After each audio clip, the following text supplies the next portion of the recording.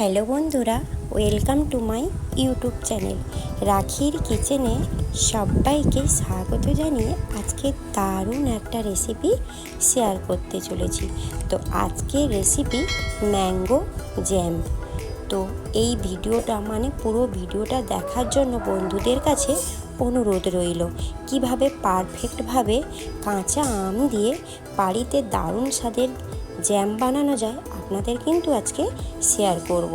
তো আমি এখানে দুটো কাঁচা পাকা আম নিয়েছি, একটা নিয়েছি পুরো কাঁচা আম আর একটা একটু হলদে টাইপের। তো এই দুটো আমকে ভালোভাবে খোসা ছাড়িয়ে কেটে নিয়েছি। আর গ্যাসের ওভেনে একটা তাওয়া বসিয়ে দেব, তাতে দিয়ে দেব পরিমাণ মতো জল। আর জলটা দেওয়ার পরে ওই আমটা জলের সঙ্গে আমি সেদ্ধ করে নেব, আর উপর থেকে একটু ঢাকনা আমি ক্লোজ করে দেব। তো আমার আমটা সেদ্ধ হয়ে গেছে খুব সুন্দরভাবে, এটা আমার সেদ্ধ হয়ে গেছে। আপনাদের এটাকে আমি দেখিয়ে দিচ্ছি আমটা কতটা পারফেক্টভাবে সেদ্ধ হয়েছে। এরপরে আমটা তো আমার সেদ্ধ হয়ে গেছে, আর এতে আমি অ্যাড করব প্রায় 2 কাপ মতো সুগার। আমি এখানে দুটো আম নিয়েছিলাম, তাতে 2 কাপ মতো সুগার অ্যাড করেছি।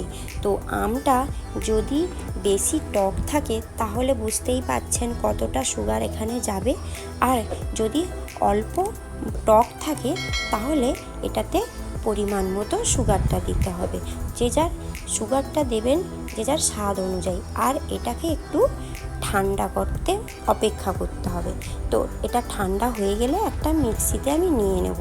তো অপেক্ষা করব আরও একটু ঠান্ডা হওয়ার জন্য। এরপরে এটাকে আমি পেস্ট করে নেব। আর আমের যেভাবে খোসা টোসা থাকে এগুলো দারুণভাবে কিন্তু পেস্ট হয়ে যাবে, এটা আর ছাঁকার কোনো প্রয়োজন থাকবে না। আর এটাকে আবারও আমি গ্যাসের ওভেনে ওই তাওয়া বসিয়ে ওই পেস্ট করা আমটা আবারও আমি ফুটতে দেব। এরপরে আমি অ্যাড করব কিছুটা ফুড কালার, যাতে ওই কাঁচা আমের যে কালারটা দারুণভাবে চলে আসবে। আর উপর থেকে আমি দিয়ে দেব কিছুটা কিশমিশকে আমি এইভাবে কুচিয়ে নিয়েছিলাম, দেখতেও ভালো লাগবে আবার খাওয়ার সময়ও এটা ভালো লাগবে। তো আমি এখানে চেক করে নেব কিভাবে পারফেক্টভাবে এটা রেডি হয়েছে নাকি।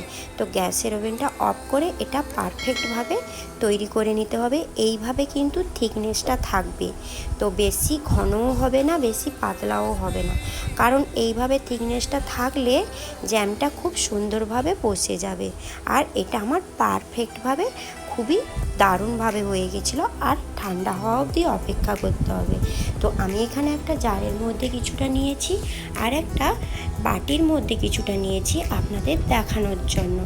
দেখুন ঠান্ডা হওয়া অবধি অপেক্ষা করছিলাম, জ্যামটা কতটা সুন্দরভাবে রেডি হয়ে গেছে। আর আপনাদেরও আমি দেখিয়ে দিচ্ছি একটা ব্রেডের সঙ্গে এইভাবে জ্যামটা লাগাবো। তো বাচ্চারা খুব বায়না করছিল, মা জ্যামটা তো বানালে, তো আমাদের একটু এই মুহূর্তে খাওয়াতে হবে।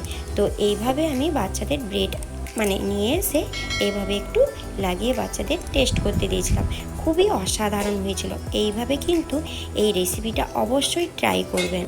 দোকান থেকে কেমিক্যাল মেশানো জ্যাম না কিনে নিয়ে এসে বাড়িতে পারফেক্টভাবে এইভাবে বানিয়ে ফেলুন। আজকের মতো এই পর্যন্ত, কাল আবার কোনো নতুন ভিডিও নিয়ে চলে আসবো।